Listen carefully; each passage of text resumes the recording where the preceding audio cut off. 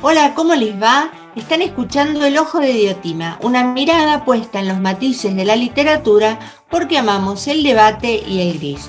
Nos acompaña un invitado célebre esta tarde, el escritor Juan Villoro, Hernán Gómez en la parte técnica, Ediciones Diotima y Federico Vilar en la producción, y quien les habla, Graciela Escarlato, en la conducción general. Estamos sumamente felices porque hoy nos acompaña nada menos que el escritor, el señor Juan Villoro, de una estatura creativa enorme y seguramente uno de los mejores escritores en lengua hispana del momento. ¿Cómo está, maestro? Pues muy contento de estar aquí con ustedes en este programa, saludándolos desde México. Bueno, desde esta orilla también un gran abrazo y bueno, mucha generosidad de haber aceptado la entrevista, así que otra vez muchísimas gracias. De nada, el gusto es mío. Bueno, como hemos hablado de creatividad y en varias ocasiones yo te he escuchado hablando de la imaginación, pero también, por ejemplo, en La Tierra de la Gran Promesa, citás a Hannah Arendt. Entonces, yo te quiero preguntar cómo se conjugan tus saberes y tu imaginación en la escritura, si es difícil encontrar un equilibrio, ¿cómo te manejas con eso? Bueno, inevitablemente todos nosotros somos la suma de las cosas que hemos aprendido, de las cosas que hemos olvidado, de las carreras que hemos seguido. Entonces, ¿qué hubiera sido de Dostoyevsky sin haber estudiado la carrera de ingeniería, sin haber estado en la cárcel en Siberia, sin haberse vinculado con algunos grupos anarquistas, sin haber padecido la epilepsia, sin haber tenido la tentación del juego con la ludopatía? Todas estas circunstancias, tanto físicas como sociales, pues influyen en la vida de un autor. Yo estudié la carrera de sociología, por cierto, con muchos maestros argentinos que estuvieron exiliados en México. Tuvimos la suerte en mi generación de ser formados por numerosos intelectuales del Cono Sur que estaban viviendo en México en aquella época.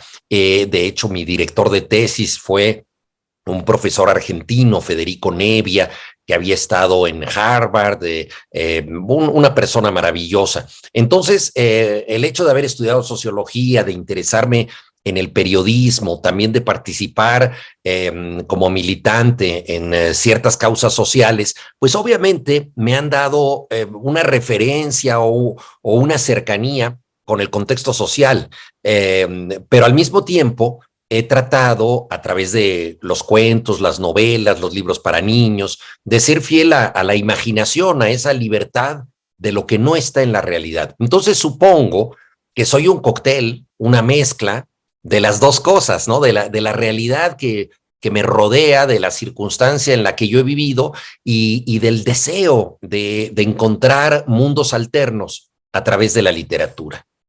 Uh-huh.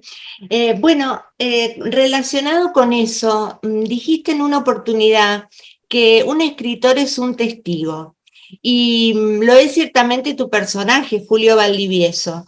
¿Querés contarnos un poco acerca de ese papel de testigo de un escritor, de su sociedad, del mundo que le tocó y cómo eso eh, se plasma en la literatura? Sin que Ah, haya necesariamente un compromiso, o puede haberlo, ¿no?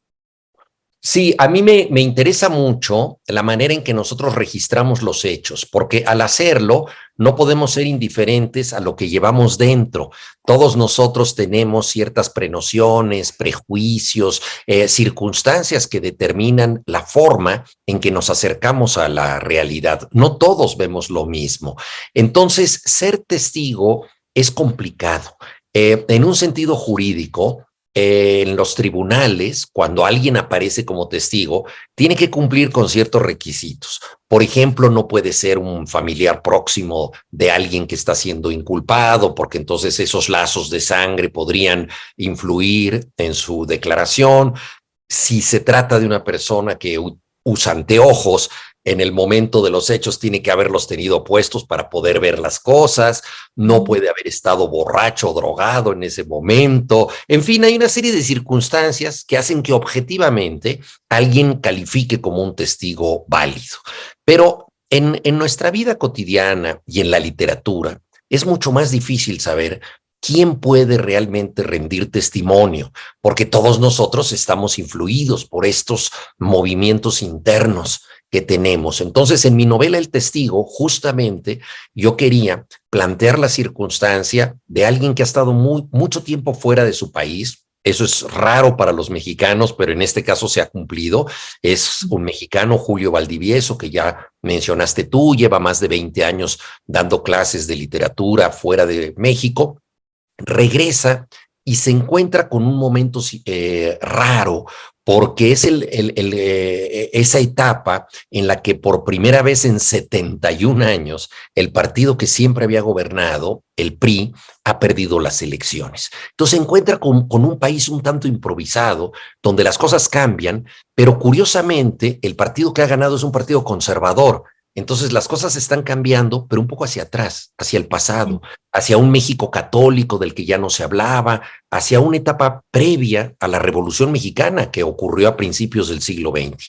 Entonces él se sorprende de este país y no lo entiende del todo. Y empieza a ser testigo de muchas cosas, pero él mismo entra en conflicto con su posibilidad de ser objetivo, entiende lo que ve o ya ese país no es el suyo y todo se le escapa. ¿En qué medida él puede ser testigo de estas cosas? Y la circunstancia de la novela lo lleva a ser el testigo clave de un supuesto milagro religioso, porque él es un investigador literario y está estudiando la obra del poeta más leído y discutido de México, Ramón López Velarde, un poeta que le encantaba a Borges, por cierto, y que él memorizó buena parte de sus poemas. Y entonces Julio Valdivieso, investigando a López Velarde, empieza a darse cuenta de que algunos lectores, y en especial un sacerdote muy erudito, pero también muy fanático, han hecho una sobreinterpretación de su literatura, pensando que sus poemas no solamente son grandes piezas estéticas, sino que son pruebas de santidad, que en ellos se traslucen milagros que ha obrado como santo. Y tienen ellos, según esta interpretación arbitraria que hacen de la poesía, tienen demostrados 2 milagros, pero la causa de los santos en el Vaticano exige que se tengan 3 milagros comprobados. Es una estadística de la santidad. Entonces, hay que comprobar un tercer milagro. Y a mí me interesaba mucho que el testigo de ese tercer milagro posible fuera una persona laica, que no tuviera nada que ver con eso y que simple y sencillamente viera este asunto desde el desconcierto. Entonces, toda la novela es una reflexión sobre la forma en que rendimos testimonio, hasta dónde podemos ser fieles a lo que conocemos, de qué manera podemos ser objetivos o no, porque este es un asunto que me interesa mucho como autor. También en la novela que mencionabas tú, La Tierra de la Gran Promesa, el protagonista es un documentalista que quiere rendir tributo a la realidad objetiva de un país como México, sumamente violento, en donde el documental se convierte en un instrumento de denuncia muy importante, y tratando justamente de denunciar objetivamente la realidad, él altera esa realidad. No se da cuenta de cuáles son los límites de una zona en la que él ha entrado al entrevistar a un capo del narcotráfico en una casa de seguridad, y entonces él, digámoslo así, se convierte en partícipe de una narrativa de la que él no quería formar parte. Se convierte en alguien que ya está metido en una disputa de cómo se representa el crimen organizado en México. Entonces, tanto La Tierra de la Gran Promesa como El Testigo lidian con esta circunstancia que me parece esencial, porque pues tiene que ver con el trabajo del periodista, tiene que ver con el trabajo del escritor. Bueno, esto que estás diciendo ahora me recuerda mucho a una charla con Ricardo Piglia, donde vos insistís en el tema de, bueno, de tu interés de narrar desde la incertidumbre, ¿no? Efectivamente, una de las cosas ricas de la novela, a diferencia ahí sí de lo que es el testimonio periodístico puro y duro, es que la literatura incluye la incertidumbre, porque la literatura, de manera apasionante, es el reino de lo que sucede, pero también de lo que puede suceder. Es el reino de los hechos, pero también es el reino de lo posible. Y esto admite contradicciones, incertidumbres. Entonces, esta circunstancia es muy estimulante, porque todos nosotros estamos hechos no solamente de lo que nos pasa, sino de anhelos, conjeturas, ensoñaciones, posibilidades de nosotros mismos. Y eso tiene la literatura, a diferencia del historiador, a diferencia del analista político, a diferencia del ensayista científico, el novelista puede incluir aquello que no ha ocurrido, pero que podría ocurrir. Y ahí entra justamente este principio de la incertidumbre. Yo en realidad, lo he dicho varias veces, no escribo porque sé algo, sino escribo para saberlo, para investigarlo literariamente. Por supuesto que como periodista, pues sí me tengo que atener a los hechos tal y como suceden, porque si no sería un fabulador. Bueno, no pasa en todos lados. Acá el periodismo está un poco en decadencia y bueno, la tenemos que sufrir opinadores. Bueno, recientemente se publicó La figura del mundo. Y en una entrevista con Cristina Pacheco, vos decís que de alguna manera todos tus libros son una carta al padre y que también en alguna instancia hay que matar al padre en sentido, por supuesto, simbólico. ¿Querés hablarnos de la escritura de este libro y del recorrido que hiciste para llegar a las páginas de esta obra? ¿Cómo no? La figura del mundo trata de mi padre, que fue un filósofo que participó en muchas luchas sociales. Aquí en México fundó partidos políticos de izquierda, participó en el movimiento estudiantil de 1968 y estuvo en sus últimos años muy cerca del movimiento zapatista.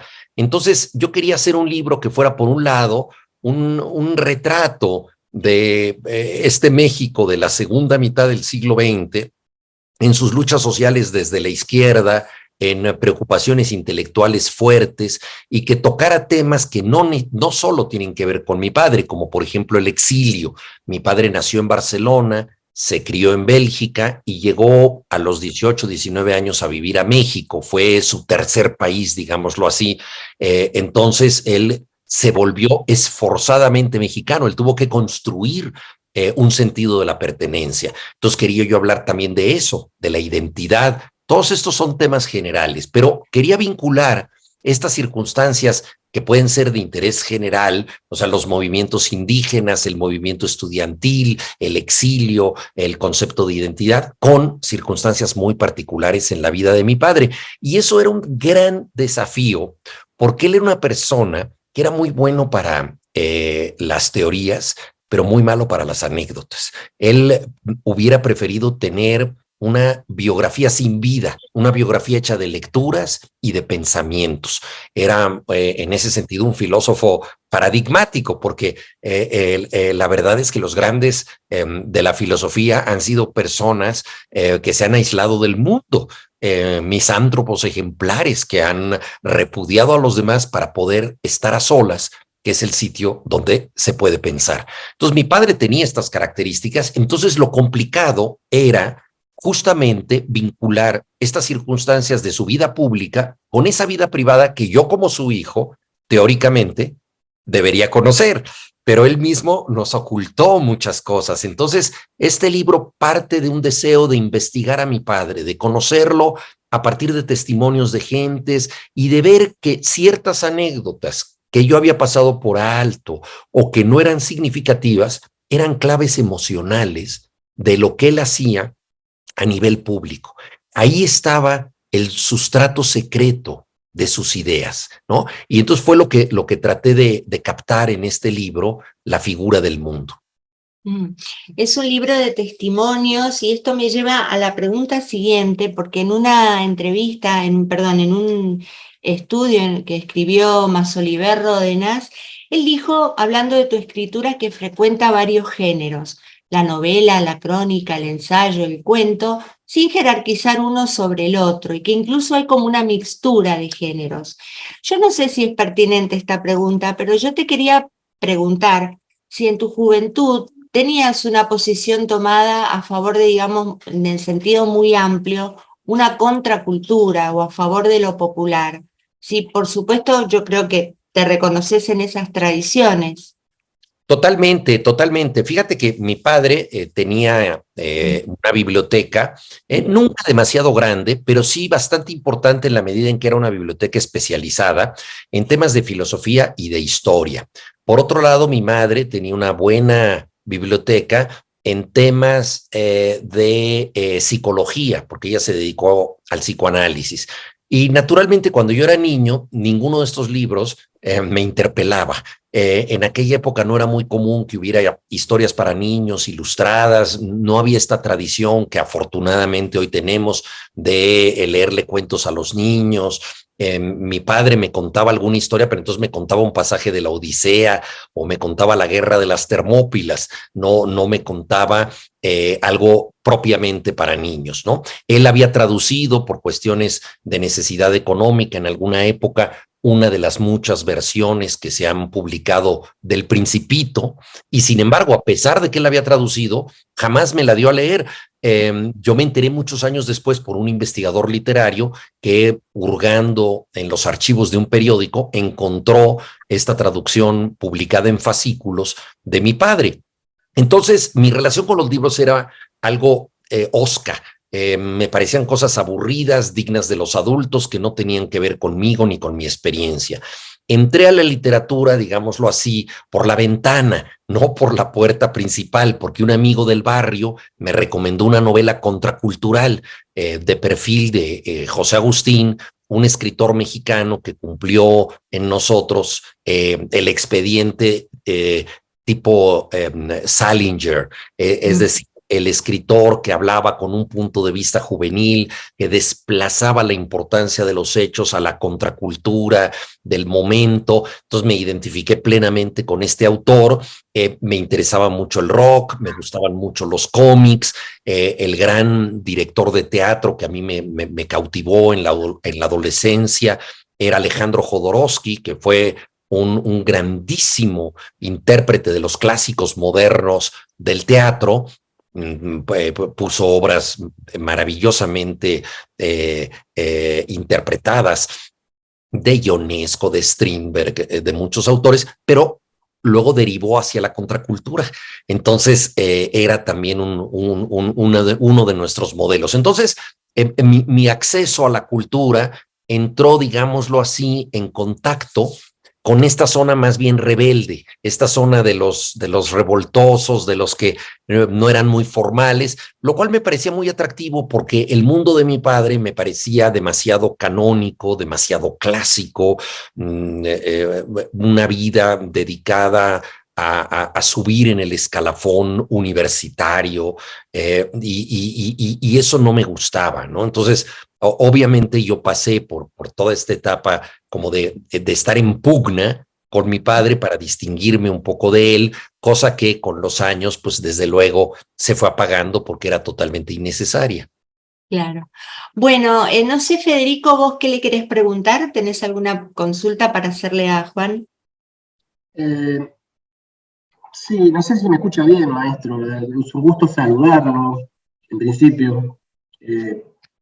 Para uno que se formó leyendo su literatura, es un gusto tenerlo acá. Pero lo que estaba comentando recién acerca de su juventud y demás, me lleva mucho a ese México de los 70, me hizo recordar la figura entrañable del queridísimo Roberto Bolaño, y me hizo pensar en sus primeras formas de la escritura. Acá en Argentina es muy común el taller literario. Tenemos una cultura del taller literario, todos muy conocidos, el taller de Abelardo Castillo, de Liliana Hecker, y yo sé que usted tuvo una gran experiencia de taller con Augusto Monterroso, que es una figura enorme de la literatura latinoamericana. Y si podía contarme un poco acerca de eso, y si ve que hoy en día la cultura del taller literario sigue vigente, si es importante para la formación del escritor, y hasta qué punto. ¿Cuándo hay que soltar el taller y animarse uno a decir, bueno, voy por mi parte? Sí. Sí, muchas gracias por la pregunta, Federico. Mira, Antes de estar en el taller de Augusto Monterroso, estuve en el de un escritor ecuatoriano que también estuvo exiliado en México. Le debemos tanto a los latinoamericanos que han vivido a vivir a nuestro país, y que era Miguel Donoso Pareja. Él impartía un taller en la universidad. Era un taller gratuito, lo cual por supuesto era una gran ventaja. Cuando yo me convertí en lector, en aquella época yo ya era un muy atento lector de periódicos, y sobre todo de uno que se había vuelto muy importante en México, que era el Excelsior, dirigido por un periodista que fue legendario aquí, Julio Scherer García. Entonces, leyendo el Excelsior, vi que había una noticia en donde se ofrecían pues sesiones gratuitas en este taller. Curiosamente, ese taller era paralelo al taller al que asistía Roberto Bolaño y que él inmortalizó en su novela Los Detectives Salvajes. Nos reuníamos en el piso 10 de la torre de rectoría, donde estaban las oficinas de difusión cultural. En la noche se vaciaban esas oficinas, todas las luces se apagaban, solo quedaba un foco prendido sobre un círculo de sillas, y ahí sesionábamos los miércoles los miembros del taller de cuento, y los martes los miembros del taller de poesía que dirigía Juan Bañuelos, un poeta de Chiapas muy bueno, y donde estaba Roberto Bolaño. Y curiosamente había una figura que oscilaba entre los dos talleres, que era Mario Santiago. Mario Santiago, poeta, que aparece como protagonista de los detectives salvajes. Entonces, estos dos talleres, siendo paralelos, pues nos comunicábamos y ahí nos hacíamos amigos, etcétera, ¿no? Y nos amparaba una revista que era la responsable de los talleres, que se llamaba Punto de Partida, que como su nombre lo indica, era una revista para jóvenes autores. Estábamos empezando nuestra trayectoria, y además de estos talleres, la revista habría un premio literario. Y en 1977 participamos Roberto Bolaño y yo. Él quedó tercer lugar en poesía y yo quedé segundo lugar en cuento. Entonces nos encontramos ahí en la premiación, en los jardines de la universidad, de la revista Punto de Partida. Yo estaba hablando con uno de los jurados de cuento, que era el escritor chileno Poli Délano, que vivió en México, y como Roberto era chileno y conocía a Poli, se acercó a hablar, y entonces ahí ya trabamos una muy buena amistad. Pero digo todo esto porque los talleres literarios cumplen varias funciones, ¿no? La más importante quizá es la de encontrar a gente suficientemente loca para pensar igual que tú. Y eso me parece muy estimulante, porque pues a los 15, 16 años yo no conocía a nadie que quisiera escribir. Y de pronto entras a un taller y todos quieren escribir, todos son como tú. Y todos tienen un sueño un tanto loco y todos han leído libros que los estimulan, pero cada libro es distinto y cada voz es diferente. Entonces esta convivencia con gente que de pronto se parece a ti es extraordinaria. Y ahí se va fraguando una complicidad y incluso una fraternidad, ¿no? De los talleres muchas veces salen revistas independientes, editoriales marginales, todo tipo de vanguardias, ¿no? Como la de Roberto y Mario Santiago, de los real visceralistas, así los describe en Los Detectives Salvajes. En la vida real se llamaban los infrarrealistas, ¿no? Entonces surgen todos estos movimientos y esa convivencia es lo definitivo. Ahora, hay profesores, coordinadores de taller que son excepcionales, y Miguel Donoso Pareja, este escritor ecuatoriano, lo era, a mí me ayudó muchísimo, y de ese taller pasé yo al de el escritor guatemalteco Augusto Monterroso, uno de los autores pues más importantes de nuestro idioma, y un coordinador de taller rigurosísimo. Era muy severo, porque Monterroso tenía un gran sentido del humor que aparece en sus textos, y era una persona muy afable y muy simpática, pero como coordinador de taller era como la maestra de baile del ballet Bolshoi, o sea, y nos trataba como si fuéramos bailarinas rusas, o sea, no nos dejaba pasar un error, y eso lo resentimos al principio, pero lo agradecimos al final, porque la idea de Monterroso era la de demostrarnos que la literatura no era algo tan fácil como lo que nosotros pensábamos. Yo venía a la luz también de la pregunta que me había hecho Graciela, de la contracultura.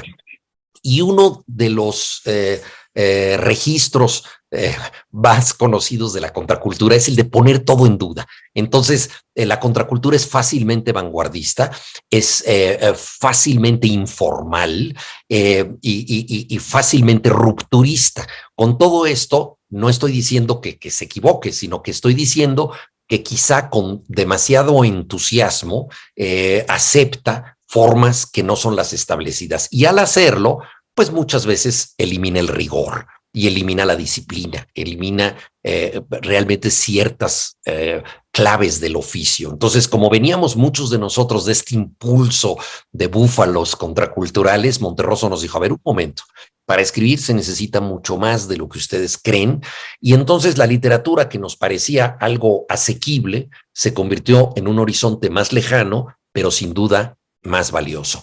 La gran pregunta, Federico, es ¿en qué momento debes dejar un taller? Yo pienso que los talleres te ayudan mucho, pero tienen el enorme riesgo de que en vez de que tú introyectes la autocrítica, delegas en el taller la responsabilidad de corregirte.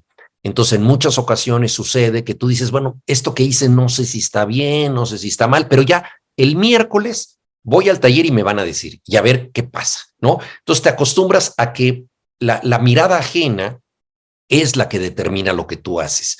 Y sucede un poco que es como cuando tú te fracturas una pierna y usas muletas y luego ya estás bien de la pierna, pero no te sientes con suficiente fuerza para caminar por tu cuenta y sigues usando muletas que ya no son necesarias. Entonces, a veces el taller te acostumbra a esta prótesis o a este sucedáneo de ti mismo, que es la crítica ajena, y te quedas demasiado tiempo ahí. Entonces hay que saber romper, eso es difícil. A mí el maestro Miguel Donoso me corrió del taller porque yo no quería seguir por mi cuenta, y la sesión más dolorosa que yo tuve es cuando me dijo, Juan, tú ya tienes que caminar por tu cuenta, no puedes estar siempre esperando que el taller te resuelva cosas, y yo me quedé en una orfandad terrible, pero también fue un beneficio porque lo que estaba pidiendo es que yo entendiera que la crítica la tenía que tener por dentro, lo cual no quiere decir que tú como autor no le des a leer tus textos a otras personas, pero sí quiere decir que tienes que tener mucho más alerta el sistema de alarma para tus propios errores. Perfecto, maestro. Sí, no quería dejar de recordar la ironía y el humor del maestro Monterroso cuando le dijo a Cortázar que ni siquiera sabía que existía, era un autor que se lo pasaba por alto. Y tenía esa gracia Monterroso, pero yendo un poquito más para adelante, ya cuando tenía su primer libro terminado, ir en la búsqueda de la primera edición, me trae a la memoria la figura de Juan Díaz Canedo, que fue su primer editor, que hizo también un chiste, probablemente los mexicanos tengan un muy buen sentido del humor, que fue entregarle un billete de lotería y decirle, bueno, es una forma simbólica de decir, con esto vas a ganar más que con la literatura. Ahora, con una carrera de 40 años ya consolidada, ¿cómo ve en retrospectiva el perfil de la literatura actual?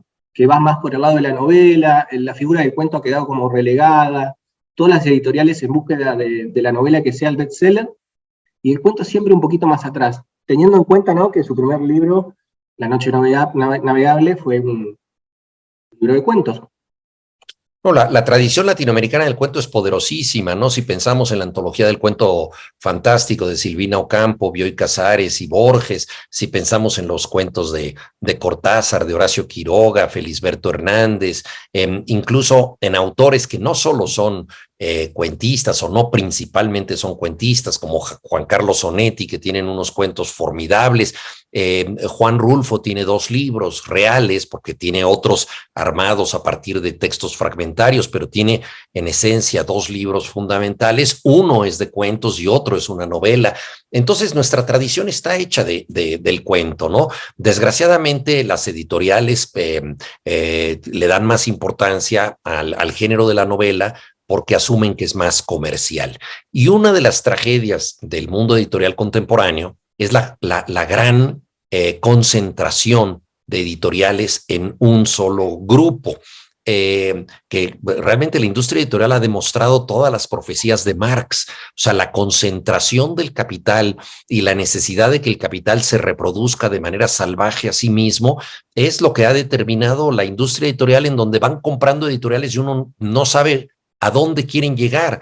O sea, probablemente trabajarían mejor esas editoriales que ahora están hechas de un conglomerado de 20 sellos, trabajarían mejor con menos sellos y ganarían lo suficiente para que los dueños fueran millonarios, ¿no?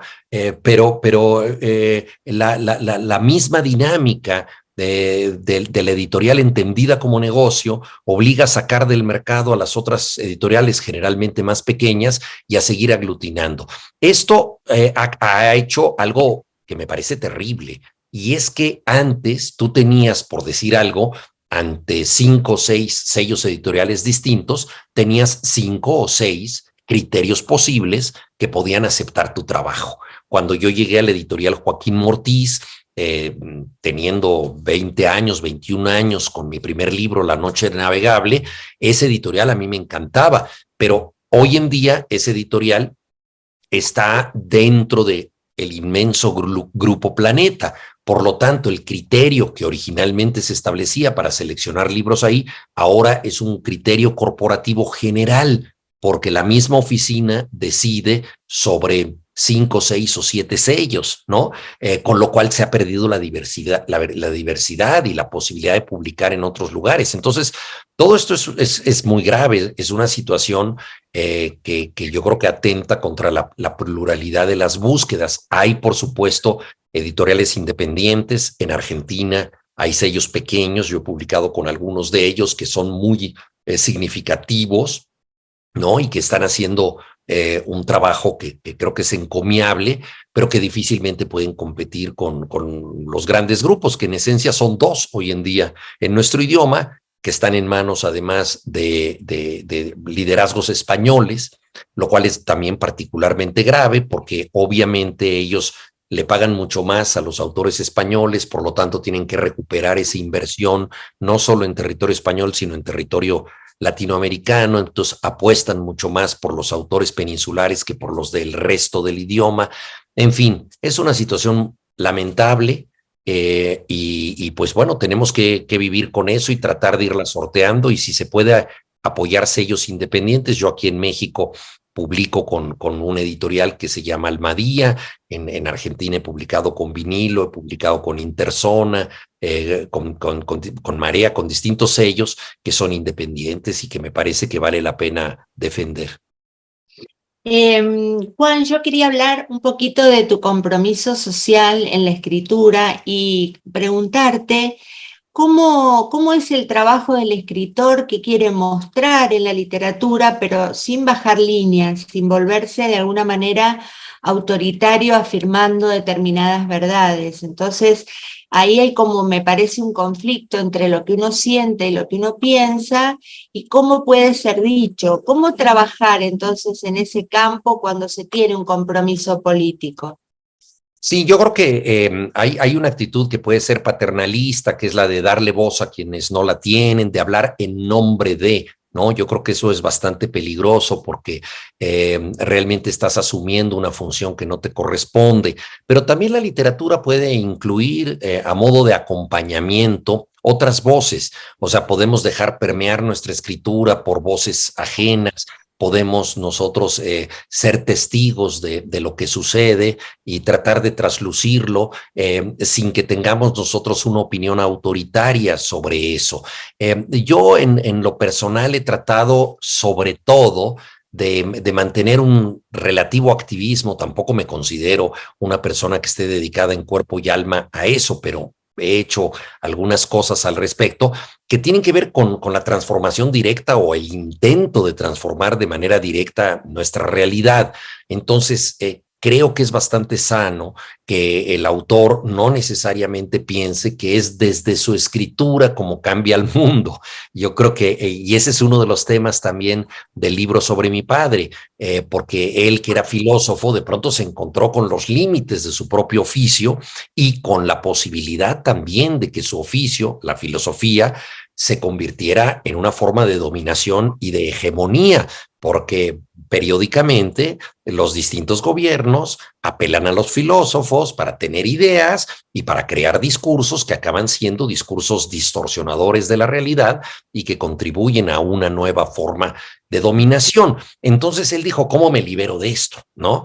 Pues participando directamente en la realidad, es decir, en el mundo de los hechos, en donde lo que hay que hacer es conseguir dinero para un movimiento social. Entonces, en el libro de La figura del mundo hablo de una taquería que él puso, ¿verdad? Porque los mexicanos amamos los tacos. Entonces, se le ocurrió que a través de una taquería él podría financiar las aventuras del hombre nuevo, ¿no? Y luego la discusión de cuál debía ser el menú de la taquería, si debía ser un menú convencional o si los sabores y el gusto debían prefigurar el paladar del hombre nuevo, que sería diferente y que sería heterodoxo. Entonces, bueno, todo eso, hay todo un capítulo que se llama La taquería revolucionaria, que habla de esa incorporación por momentos cómica en el mundo de los hechos.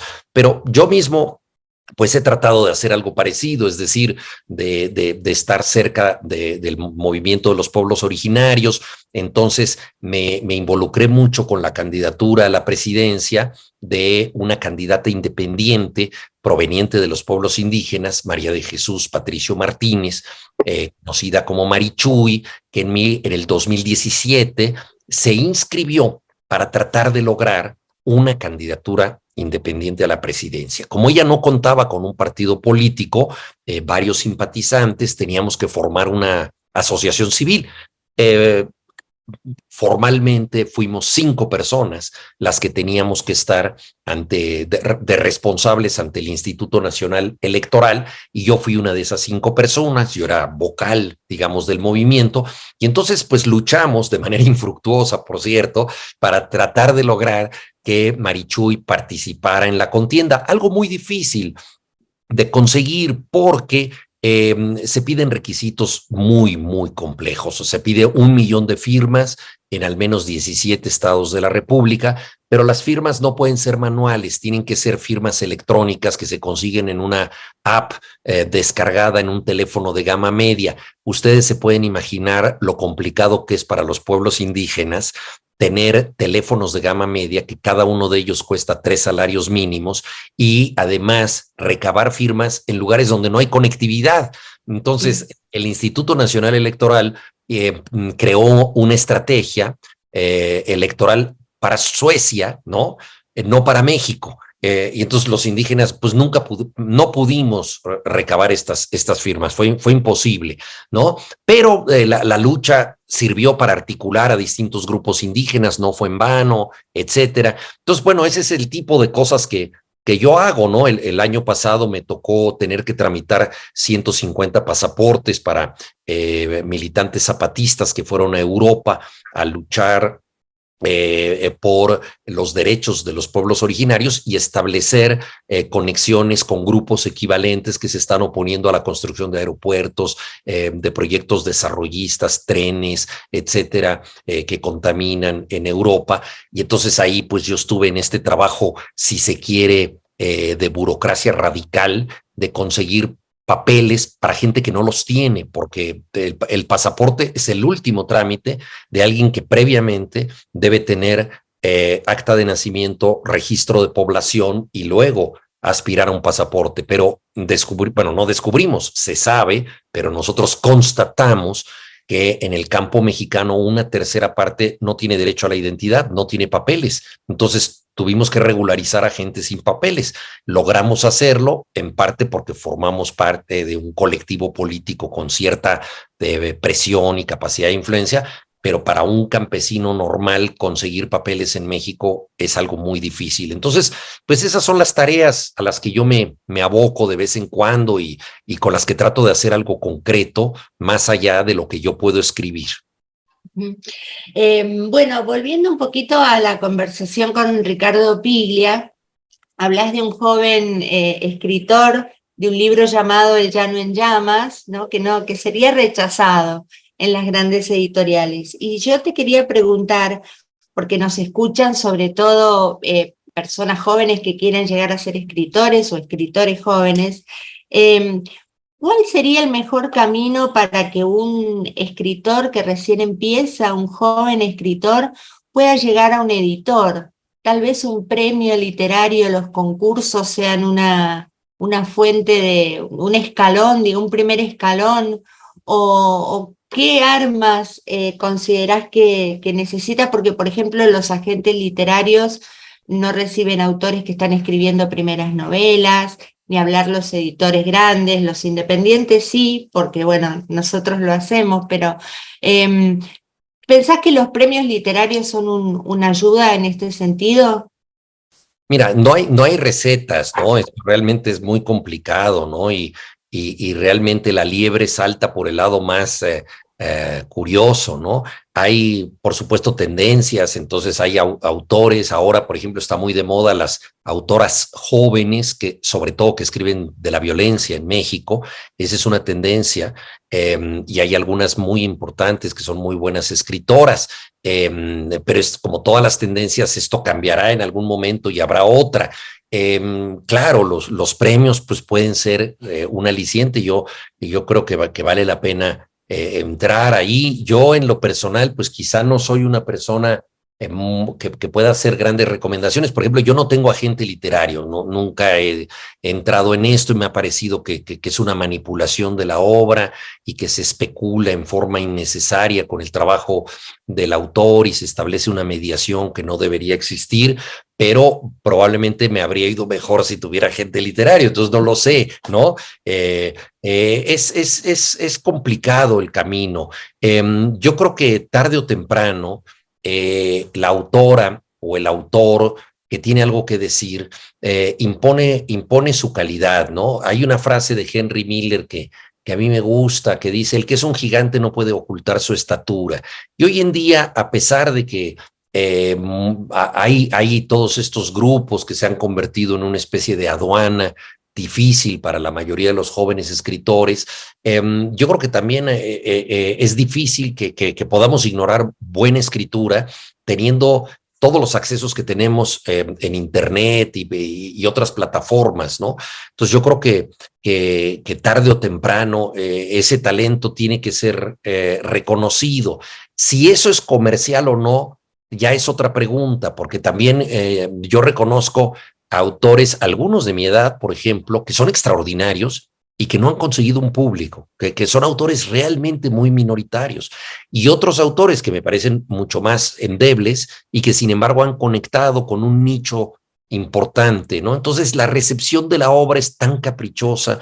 Si nosotros pensamos en la historia de la literatura, como autores maravillosos les ha ido de manera tan complicada, digo, el mayor autor de nuestra lengua del siglo XX, Borges, empezó a ser realmente conocido hacia los 60 años de él, ¿no? Es decir, no era un autor popular previamente, y quizá nunca fue un autor verdaderamente popular, ¿no? En el sentido de las grandes ventas, ¿no? Y sin embargo, transformó la historia de la cultura y de la literatura. Entonces, yo creo que hay que tener paciencia, es un juego de tahúres esto, hay que apostar, jugar las barajas lo mejor posible, pero hay que pensar ante todo que la auténtica recompensa es escribir. O sea, la auténtica recompensa es el hecho mismo de estar metido con ese material maravilloso y si después se van agregando cosas, pues todo lo que se agregue ya es una ganancia adicional, ¿no? Y creo que es así, creo que eso no debe frenarnos a nosotros. Yo muchas veces pienso en mí mismo y digo, pero ¿cómo diablos pensé yo que iba a poder vivir si nadie quería mis cuentos, nadie los pagaba? Bueno, yo fui muy amigo, por ejemplo, de Roberto Bolaño, tuve inéditos de Roberto que nadie quería publicar en México, ¿no? O sea, se puso de moda después de su muerte, pero era un autor que realmente costaba trabajo colocar, ¿no? Y luego se convirtió en algo totalmente diferente. Gabriel García Márquez se convirtió en Argentina, por cierto, con la publicación por parte de Editorial Sudamericana de 100 años de soledad en 1967, en un autor importantísimo, pero tenía 5 libros previos extraordinarios a los que nadie les había hecho caso y eran buenísimos, ¿no? Entonces, pues, en fin, lo importante es eso, es recibir las barajas, hacer la mejor apuesta y esperar que el destino haga el resto y disfrutar el hecho maravilloso de escribir. Recién mencionabas a Borges y yo pensaba en los años 70, ¿no? En la escritura de Cortázar, de Onetti, o en un caso ya más extremo, el lenguaje de Lezama. Yo siento, y no sé si lo compartís, que el lenguaje de la ficción se ha vuelto como más llano o menos polisémico. No sé si estás de acuerdo, y si así fuera, ¿cuál te parece que puede ser el motivo? Tienes toda la razón. Mira, conviene pensar que en los años 60, en la mesa de novedades, libros importantes y además bastante leídos eran sumamente complejos. Se consideraba que la dificultad literaria era un estímulo. Entonces, una novela como Tres tristes tigres, de Guillermo Cabrera Infante, Paradiso, de Lezama Lima, el recurso del método, de Alejo Carpentier, ¿no? Rayuela, de Julio Cortázar, Conversación en la Catedral, de Mario Vargas Llosa, eran libros realmente concebidos como zonas de discusión de la literatura que ponían a la literatura misma en tela de juicio. En aquella época la novela era polémica respecto a su tradición. La novela se discutía y se modificaba, ¿no? No siempre con buenos resultados, ¿no? Pongo un ejemplo extremo. Carlos Fuentes escribió Cambio de piel, que como dice el título es una obra en donde los personajes se transfiguran en otros a mitad de la trama y es un texto, me parece, innecesariamente complejo, pero digno de una valentía experimental muy grande, ¿no? Y esas eran las obras que se discutían, unas más que otras, y hoy en día la literatura ha adelgazado sus efectos de manera extraordinaria, incluso si pensamos en Mario Vargas Llosa, que de todos los autores mencionados es el único que sigue escribiendo. Él escribía novelas muchísimo más sencillas de las que escribía entonces, ¿no? Con esto no quiero decir que el escritor necesariamente tenga que ser complejo, para nada. Hay grandísimos escritores, y Borges es un gran ejemplo, en donde sin hacer un tipo de estructura, de grandes justaposiciones, juegos en el tiempo, etcétera, logra que la claridad, lo que se entiende, sea una forma del enigma, porque en Borges eso es lo importante, entiendes todo y eso te deja pensando, no necesitas entrar en juegos estructurales para que eso sea complejo. Las ideas son complejas, la trama se comprende, pero te desconcierta por la profundidad que tiene.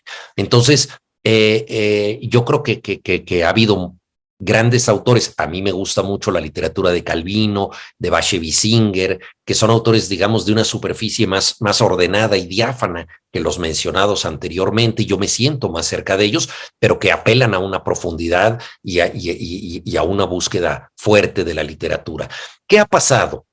Bueno, evidentemente la influencia de los medios electrónicos y más recientemente de las redes sociales, un mundo de gente conectada a las pantallas con un umbral de atención muy reducido, la desesperación de los autores por ser entendidos y por conectar con un público han llevado a escribir novelas que en esencia parecen guiones de cine o guiones de series. O sea, tienen una simplificación tan grande que no parecen estar apelando al mundo de la escritura, sino que parecen exclusivamente una transposición de las secuencias cinematográficas a la letra impresa, ¿no?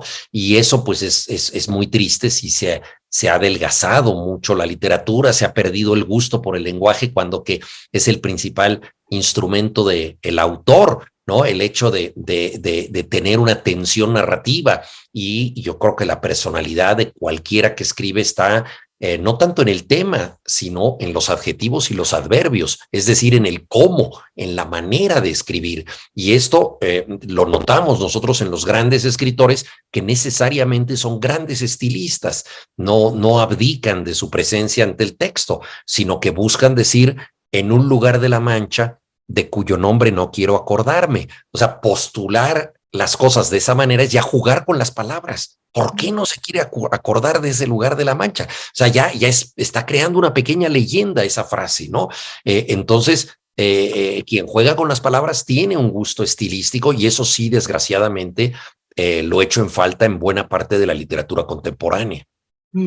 Quizás yo pensaba, ¿no?, que, por ejemplo, desde los años 60 nos vienen fatigando con el tema de que cayeron los grandes relatos, ¿no? Y entonces ya no hay jerarquía entre géneros. Y yo te quería preguntar si ves como algo positivo esta especie de apertura, ¿no? De que ya no está esa pelea entre la alta y la baja cultura, si lo ves como una apertura desde tu labor como escritor, y si consideras que al caer esos grandes relatos, cayeron también valores, miradas, compromisos, y el escritor es quien puede mostrarnos ahora la realidad con más libertad que el filósofo, por ejemplo, o el sociólogo. Siempre hay, digámoslo así, movimientos pendulares, ¿no? Entonces, en los años 60, que se hablaba mucho de la antinovela, se hablaba de la no novela, se hablaba de la muerte del autor, se hablaba de cantidad de categorías, ¿no? Que postulaban que la literatura debía buscar sus asideros en otra parte, y en cierta forma, digamos, elementos tradicionales de la narrativa parecían no tan importantes. Me refiero a los personajes y su psicología, a la importancia de la historia, es decir, de la trama, y al manejo de las emociones. O sea, de alguna manera se consideraba que la buena literatura era más intelectual. Por ejemplo, la Nouveau Roman en Francia postuló justamente este nuevo objetivismo, ¿no? Rehuyendo entrar en la discusión que ya para ellos era vanamente sentimental, ¿no? De lo afectivo, ¿no? Pero la literatura, creo yo, no puede renunciar a cosas tan importantes como la psicología de los personajes, la trama o el manejo de las emociones. Lo decisivo es recrear eso, renovarlo, encontrar formas diferentes de trabajar con todos esos elementos, ¿no? No sobreintelectualizar la literatura y convertirla en un campo de laboratorio. Muy buenos escritores hasta cierto punto han sido rehenes de esto. Mi muy querido y admirado Ricardo Piglia, en ocasiones, ¿verdad? Él sentía que de pronto ya estaba contando nada más una historia y decía, pero bueno, pero yo también soy un teórico de la literatura, yo también soy un profesor, tengo que refractar la historia y crear otro lugar para mirarla, un espacio de reflexión, una nota de pie de página o la intromisión de un personaje que en clave ensayística dice alguna otra cosa, ¿no? Esta ruptura le parecía necesaria y generalmente era muy estimulante. Yo creo que es uno de los autores que más admiro, pero en ocasiones yo creo que frenaba su propio vuelo narrativo para demostrar que él seguía siendo este autor posmoderno, ¿no? Que nos tenía acostumbrados no solamente a que nos contara cosas, sino a hacernos pensar, ¿no? Y yo creo que uno de los grandes secretos de las buenas historias es que nos hacen pensar sin que esto sea una obligación manifiesta, o sea, sin que sea una historia deliberadamente intelectual. Una buena trama te obliga al cierto desconcierto en donde tú estás pensando más allá de esa historia. Yo creo que eso es fundamental, ¿no?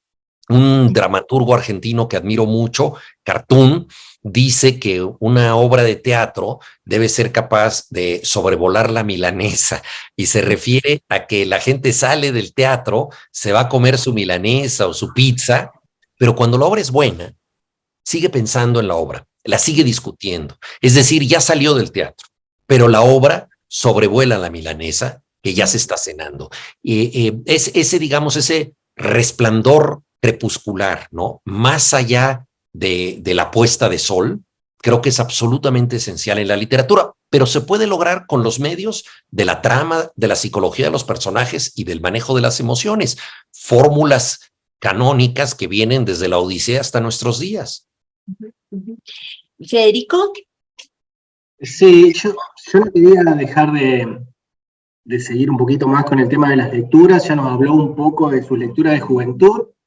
Para mí fue casi como una señal, mientras hablaba de Carlos Fuentes y Cambio de Piel, porque yo me miraba por la pantalla y tenía quería comentarle, en el programa de radio soy el encargado de recomendar libros, tengo una pequeña columna donde hacemos recomendaciones, y a veces tenés que recomendar un libro como este de Fuentes, estamos hablando de un libro de más de 600 páginas. Carlos Fuentes tiene que competir contra redes sociales, contra teléfonos celulares, contra la televisión que absorbe, y me parece como una lucha desleal. No sé cómo ve usted la literatura contemporánea, si tiene una perspectiva de la literatura contemporánea, si hay algún autor que pudiera o quisiera recomendarnos, si está siguiendo a alguien. Nuestro queridísimo Abelardo Castillo decía que se llevaba mucho mejor con los escritores muertos, pero bueno, tal vez usted tiene uno vivo para decir, no se pierdan esto. Próximamente le diremos a los lectores que no se pierdan la fuente. A ver, yo creo que la literatura no puede renunciar a sus energías, porque de nada sirve que la literatura trate de parecerse al cine. El propio García Márquez, que había escrito muchos guiones de cine, cuando escribió 100 años de soledad, dijo, esta es una novela escrita contra el cine, porque va a ser imposible que se filme por la cantidad de historias que tiene, porque es como las 1001 noches, ¿no? Y porque tiene muchas cosas que son exclusivamente mentales. O sea, si yo digo Remedios la Bella, cada quien se va a imaginar a un tipo de mujer bella. En cambio, si Remedios la Bella es una actriz determinada, pues la va a ver de una manera y no de otra. Ahora, 100 años de soledad se va a hacer serie de televisión, porque ya como las series son episódicas, sí pudieron hacer esto y se vendieron los derechos. García Márquez nunca quiso venderlos en vida. Pero lo que quiero decir con esto es que lo que buscaba García Márquez, que admiraba el cine, que había sido precursor de la crítica cinematográfica en Colombia, que había estudiado en Cinecittà en Roma, que había hecho guiones, etcétera. Él dijo, cuando hago literatura, quiero hacer otra cosa, quiero hacer algo diferente. Entonces, mantener las energías de la literatura es mantener el pensamiento complejo, mantener la incertidumbre, la capacidad de concentración, el mundo donde los hechos no solamente ocurren, sino que son posibles, los juegos estructurales y, por encima de todo, el compromiso del lector. El papel activo de la lectura, que muchas veces tiene que establecer conexiones e interpretaciones. Ese papel activo es lo que garantiza que los libros puedan perdurar. Pero no podemos nosotros tratar de que nuestra literatura perdure haciendo la trampa de decir, mira, esta literatura es buena porque parece una película o porque parece una serie de televisión. Pues eso es desnaturalizar la literatura. Es como decir, te quiero invitar a beber vino y este vino te va a gustar porque sabe a chocolate. Pues eso ya no es vino, ¿no? Entonces, el buen vino debe ser fiel a sus raíces y la literatura también. Somos un género minoritario en el inmenso universo de las representaciones culturales. Y además van a venir otras nuevas que van a acabar. Ahora parece imposible que TikTok pueda pasar a la historia, ¿no? Y sin embargo, TikTok pasará a la historia. Habrá muchas cosas que vengan después de TikTok y habrá otros estímulos y la literatura seguirá su curso, a veces con más fuerza, a veces con menos, pero creo que la manera de resistir es la de ser fiel a estos principios, a esta complejidad, no necesariamente a una ultra complejidad. Ciertamente los libros que yo mencioné de los años 60, algunos de ellos eran exageradamente formalistas en el sentido de que jugaban más con el aspecto de la novela que con sus propósitos fuertes, ¿no? Se puede hacer una gran novela lineal, por ejemplo. O sea, en aquella época se perdió esa aventura y yo decía, en paralelos, Bashevis Singer escribió una escritura extraordinaria, ¿no? Sin tener que entrar en todos estos juegos formales, ¿no? O Calvino lo hacía, pero con otro tipo de entendimiento del juego formal. Entonces, la literatura ahí está, y de los autores actuales, bueno, el gran veterano Coetzee, sigue siendo un escritor formidable y cualquier cosa que él publique y los libros que ya ha publicado son muy recomendables. De mi país, recomiendo muchísimo a Fabio Morábito, que es un poeta, cuentista, ensayista de primerísimo nivel. Recomiendo mucho al novelista Enrique Serna y recomiendo también a Guadalupe Nettel, que estuvo en mi taller literario y hoy en día es una de nuestras grandes cuentistas y novelistas. Entonces, tenemos muy buenos autores. Quien se interese en temas estrujantes de la violencia encontrará una muy buena escritora en Fernanda Melchor. En fin, sobran autores, ¿no? En Argentina me encantó la primera novela de Selva Almada, El viento que arrasa, una novela que me gustó muchísimo, los cuentos de Mariana Enríquez, en fin, yo creo que hay muchas cosas que recomendar. Federico, ¿tenés otra pregunta? No, yo creo que por tiempo nos vamos a ir quedando un ya poco estamos. cortos. Una última pregunta, maestro, antes de despedirlo con un tema musical que es una sorpresa para usted. Sería, bueno, se ha puesto de moda la cancelación en la literatura en los países del norte.